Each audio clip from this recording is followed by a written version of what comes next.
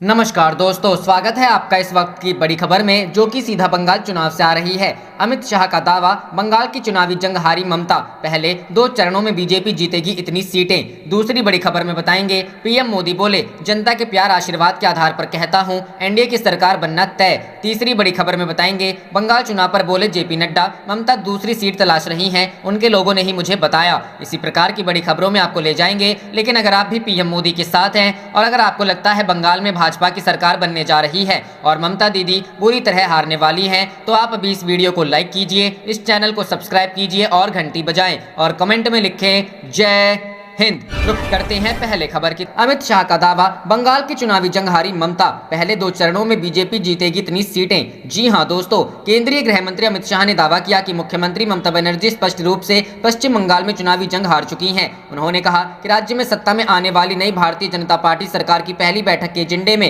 संशोधित नागरिकता कानून का मुद्दा उठाया जाएगा। अमित शाह ने आज 2 रोड शो किए, जिनमें से एक दक्षिण 24 परगना के बरुईपुर में और दूसरा हुगली जिले में आरामबाग में था। अमित शाह ने दावा किया कि उन्हें जो फीडबैक मिला है उसके मुताबिक पार्टी ने पहले ही उन 60 में से 50 सीटें जीत ली हैं, जिन पर पहले 2 चरणों में मतदान हुआ था, और कुल 294 सीटों वाली विधानसभा में वह 200 से ज्यादा सीट जीतेगी नहीं है। नंदीग्राम सीट पर बनर्जी का मुकाबला कभी उनके सिपह सलार रहे शुभेंदु अधिकारी से है, जो इस बार बीजेपी के टिकट पर चुनाव लड़ रहे हैं। इस सीट पर दूसरे चरण में 1 अप्रैल को मतदान हुआ था। वहीं गर्मी के बावजूद सड़क के दोनों तरफ खड़े लोगों का फूलों से सजे ट्रक पर मौजूद शाह ने अभिवादन किया और इस दौरान बड़ी संख्या में हाथों में पार्टी के झंडे लिए कार्यकर्ता जय श्री राम और आर न्योय अन्याय के नारे लगा रहे थे। बरुईपुर का रोड शो 1 किलोमीटर लंबा था, जबकि आरामबाग का रोड शो 1.5 किलोमीटर का था। रुख करते हैं अगली खबर की तरफ। पीएम मोदी बोले, जनता के प्यार आशीर्वाद के आधार पर कहता हूं, एनडीए की सरकार बनना तय। जी हां दोस्तों, असम के तामुलपुर में आज पीएम मोदी ने रैली को संबोधित किया।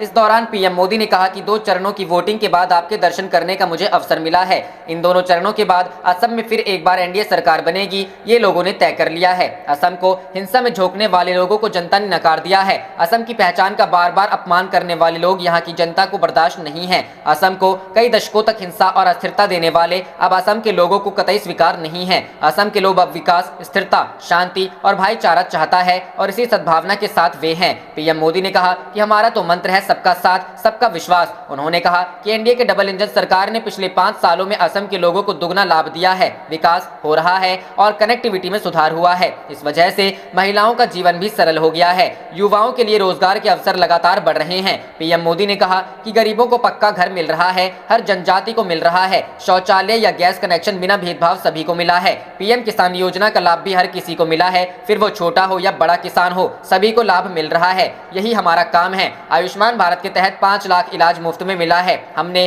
कोई भेदभाव नहीं किया, यही हमारे सिद्धांत है। राजनीति से परे राष्ट्र नीति के तहत जीने वाले लोग हैं हम जिंदगी खपाने वाले लोग हैं। रुख करते हैं अगली खबर की तरफ। बंगाल चुनाव पर बोले जेपी नड्डा, ममता दूसरी सीट तलाश रही हैं, उनके लोगों ने ही मुझे बताया। जी हां दोस्तों, बीजेपी अध्यक्ष जेपी नड्डा ने एक बार फिर भरोसा जताया है कि पश्चिम बंगाल और असम में बीजेपी सरकार बन रही है। साथ ही उन्होंने टीएमसी और कांग्रेस पर भी तंज कसा है। जेपी नड्डा ने कहा है कि ममता बनर्जी दूसरी सीट से लड़ने का मन बना रही हैं। ये जानकारी ममता के लोगों ने ही दी, उनके घर के लोग ही बता रहे हैं। इसकी गारंटी मैं नहीं लेता, लेकिन यह तय है कि वह नंदीग्राम में हार रही हैं। पहले 2 चरणों की वोटिंग पर नड्डा ने कहा, पश्चिम बंगाल के नतीजे इस बार चौंकाने वाले आएंगे। ममता जी के राज की छुट्टी करने के लिए बंगाल की जनता आतुर बैठी है। पहले 2 चरण में ये साफ हो गया है कि टीएमसी साफ और बीजेपी आ रही है। नंदीग्राम में भी बीजेपी की जीत निश्चित है। असम ने बीजेपी एनडीए को समर्थन देने का मन बना लिया है। चरण 1 और 2 में लोगों ने एक तरफा निर्णय लिया है। चरण 3 के लिए भी उनका निर्णय स्पष्ट है। मुझे अपनी रैलियों में भारी भीड़ दिख रही है। पूरे असम ने बीजेपी एनडीए को वोट देने का फैसला किया है। हम यहाँ सरकार बनाएंगे। झूठ की पुलिंदा का नाम कांग्रेस पार्टी। कांग्रेस पर हमला करते हुए नड्डा ने कहा, राजस्थान, छत्तीसगढ़ और मध्य प्रदेश में इन्होंने कहा था कि हम किसानों का ऋण 7 दिन में माफ करेंगे, नहीं तो मुख्यमंत्री जाएगा। एक मुख्यमंत्री को जनता ने हटा ही दिया, बाकी मुख्यमंत्रियों को आप कब हटाने वाले हैं। झूठ की पुलिंदा का नाम कांग्रेस पार्टी है। उन्होंने आगे कहा, राहुल गांधी जी की जानकारियां बहुत सीमित हैं, उनको असम की संस्कृति का ज्ञान थोड़ा कम है। अवसरवादी राजनीति करने वाले लोगों और डूबते को तिनके का सहारा ही काफी होता है, तो ऐसे लोग बदरुद्दीन को ही पकड़ के चलेंगे। कांग्रेस पार्टी जहां भी जाएगी घोटाला करेगी, इतना उद्देश्य विहीन प्रोजेक्शन देते हैं कि वो कांग्रेस के मानसिक दिवालियेपन की कहानी कहता है। बाकी राज्यों में हो रहे चुनाव पर जेपी नड्डा ने कहा, तमिलनाडु में हम AIADMK के साथ सरकार बनाएंगे, पुडुचेरी में हम NDA की सरकार बना रहे हैं और केरल में भी हम एक शक्ति के रूप में उभरने वाले हैं।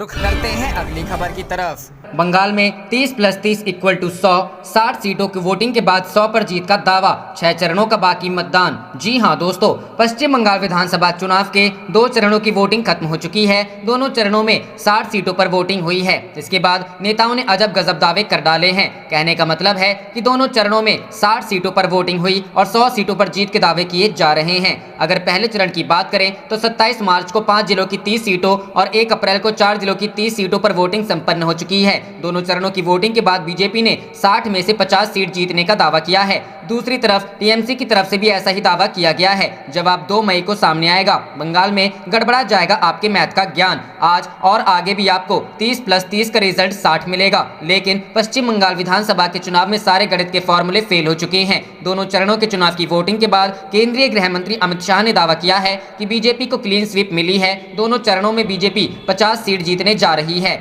दूसरी तरफ टीएमसी सुप्रीमो और नंदीग्राम सीट से कैंडिडेट ममता बनर्जी ने भी ऐसा ही दावा किया है। ममता बनर्जी के मुताबिक टीएमसी की दोनों चरणों में 50 सीटों पर जीत पक्की है। हालांकि अभी भी 6 चरणों का मतदान बाकी है और पश्चिम बंगाल विधानसभा चुनाव के परिणाम 2 मई को निकलने वाले हैं। रुख करते हैं अगली खबर की तरफ। रोड शो में बोले अमित शाह, बंगाल की जनता ने बीजेपी को चुन लिया है। जी हां दोस्तों, अमित शाह ममता बनर्जी की rally Mithun Chakraborty road show. तीसरे चरण के मतदान से पहले चुनावी घमासान तेज हो गई है। उत्तर बंगाल में ममता बनर्जी ने पीएम मोदी के तृणमूल कांग्रेस को लेकर दिए गए बयान पर पलटवार किया है। ममता ने कहा कि छात्रों को टीएमसी की सरकार बिना गारंटी के 10 लाख रुपए की छात्रवृत्ति देगी। ममता की रैली से पहले अमित शाह ने अपने संबोधन में टीएमसी सुप्रीमो ममता बनर्जी की सरकार पर निशाना साधा। अमित शाह ने कहा कि बंगाल में परिवर्तन तय है। इधर युवा तृणमूल कांग्रेस के अध्यक्ष अभिषेक बनर्जी दक्षिण 24 परगना में 4 रैली को संबोधित करेंगे। बताया जा रहा है कि टीएमसी ने आने वाले दिनों में ममता और अभिषेक की रैली संख्या में इजाफा करने पर विचार कर रही है। बंगाल चुनाव की हर लेटेस्ट खबर जानने के लिए पेज पर बने रहिए। रुख करते हैं अगली खबर की तरफ। बंगाल चुनाव, अमित शाह ने ममता पर बोला हमला,